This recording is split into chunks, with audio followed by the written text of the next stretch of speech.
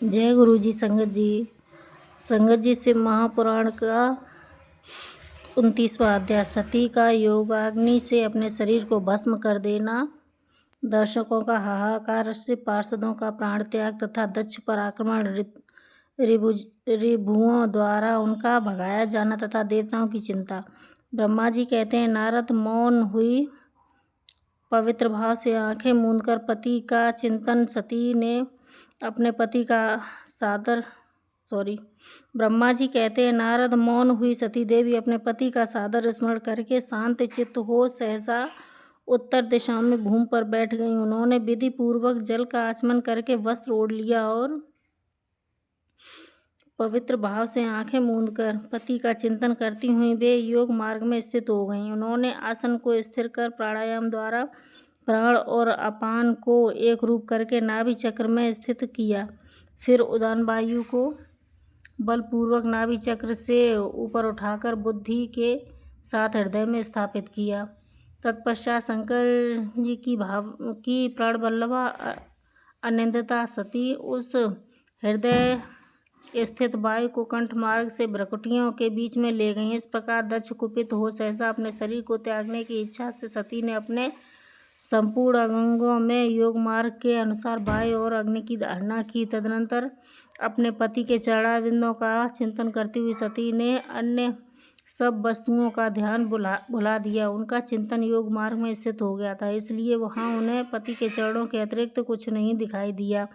मुनि श्रेष्ठ सती का निष्पाप शरीर तत्काल गिरा और उनकी इच्छा के अनुसार योगाग्नि से जलकर उसी क्षण भस्म हो गया। तब उस समय वहां आए हुए देवता आदि ने जब यह घटना देखी तब वे बड़े जोर से हाहाकार करने लगे। उनका यह महान, अद्भुत, विचित्र एवं भयंकर हाहाकार आकाश में और पृथ्वी तल पर सब ओर फैल गया। लोग कह रहे थे कि हाय महान देवता भगवान शंकर की परम प्रेयसी सती देवी ने किस दुष्ट के दुर्व्यवहार से कुपित हो अपने प्राण त्याग दिए। ओहो ब्रह्मा जी के पुत्र दक्ष की बड़ी भारी दुष्टता को देखो।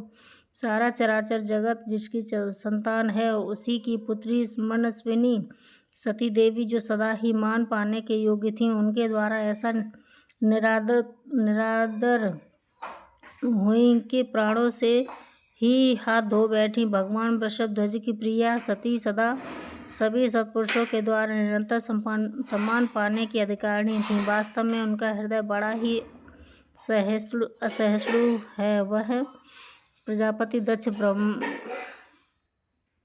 ब्राह्मण द्रोही हैं, इसलिए सारे संसार में उन्हें महान अपयश प्राप्त होगा। उनकी अपनी ही पुत्री उसी के अपराध से जब प्राण त्याग करने को उद्धत हो गई तब भी उस महान नरक भोगी शंकर द्रोही ने उसे रोका तक नहीं। जिस समय सब लोग ऐसा कह रहे थे कि उसी समय शिवजी के पार्षद सती का यह अद्भुत प्राण त्याग देख तुरंत ही क्रोधपूर्वक शस्त्र ले दक्ष को मारने के लिए उठ खड़े हुए। यज्ञ मंडल के द्वार पर खड़े हुए वे भगवान शंकर के समस्त 60,000 पार्षद जो बड़े भारी बलवान थे अत्यंत रोष से भर गए और उन्हें धिक्कार है ऐसा कहते हुए भगवान शंकर के गणों के वे सभी वीर युद्धपति बारंबार उच्च स्वर से हाहाकार करने लगे। देवर्षि कितने ही पार्षद तो वहां शोक से ऐसे व्याकुल हो गए थे कि वे अत्यंत तीखे प्राणनाशक शस्त्रों द्वारा अपने ही मस्तक और मुख आदि अंगों पर आघात करने लगे। इस प्रकार 20,000 पार्षद उस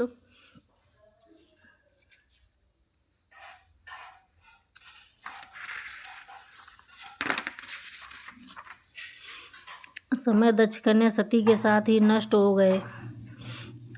वह एक अद्भुत सी बात हुई। नष्ट होने से बचे हुए महात्मा शंकर के प्रथम गण क्रोधयुक्त दक्ष को मारने के लिए हथियार लिए उठ खड़े हुए। मुनि उन आक्रमणकारी पार्षदों का वेग देखकर भगवान भृगु ने यज्ञ में विघ्न डालने वालों का नाश करने के लिए नियत अपहता असुरा रक्षांसी वेदिशदा इस यजुर मंत्र से दक्षिणाग्नि में आहुति दी। भृगु के आहुति देते ही यज्ञ कुंड से ऋभु नामक सहस्त्रों महान देवता जो उन्हें बड़े प्रबल वीर दिखाई दिए वह प्रकट हुए।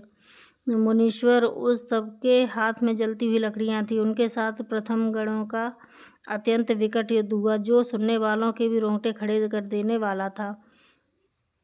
उन ब्रह्म तेज से संपन्न महावीर रिभुओं की सब ओर से ऐसी मार पड़ी जिससे प्रथमगढ़ बिना अधिक माया के ही भाग खड़े हुए। इस प्रकार उन देवताओं ने भी उन शिवगणों को तुरंत मार भगाया। यह अद्भुत सी घटना भगवान शिव की महाशक्तिमती इच्छा से ही हुई। वह सब देखकर ऋषि इंद्रादि देवता मरुदगढ़ विश्वदेव अश्विनी कुमार और लोकपाल चुप ही रहे।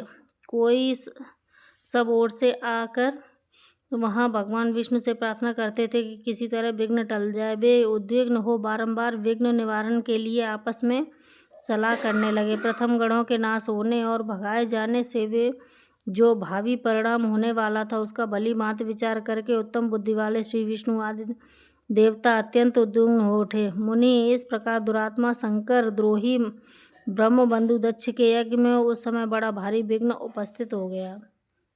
राधे राधे।